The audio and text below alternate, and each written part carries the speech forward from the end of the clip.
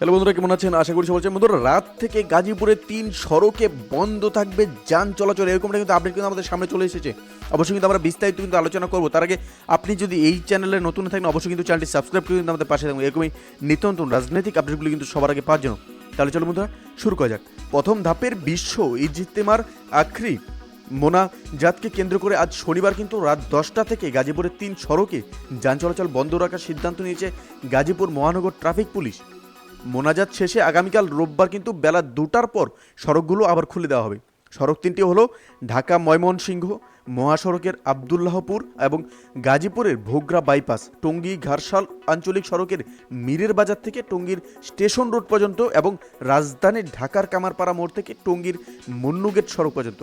সিদ্ধান্ত অনুযায়ী এসব সড়কে ইজতেমার মুসল্লি এবং বহনকারী যানবাহন ছাড়া অন্য কোনো গাড়ি চলাচল করতে পারবে না।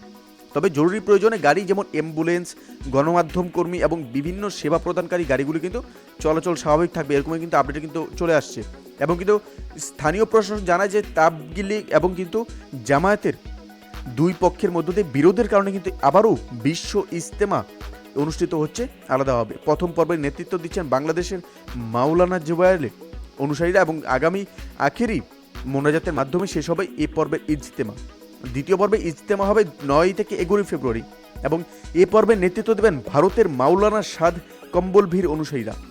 গাজীপুর মহানগর ট্রাফিক পুলিশের উপকমিশনার মোহাম্মদ আলমগীর হোসেন বলেন, আগামীকাল সকালে আখেরি মোনাজাত অনুষ্ঠিত হবে। এই উপলক্ষে আজ শনিবার দুপুর থেকে লোকজন জড়ো হচ্ছেন। আগামীকাল ভোর থেকে লোকজন আরও বেড়ে যাবে, ফলে হাঁটা চলার উপায় থাকবে না। তাই সব দিক বিবেচনা করে এই সিদ্ধান্ত নেওয়া হয়েছে।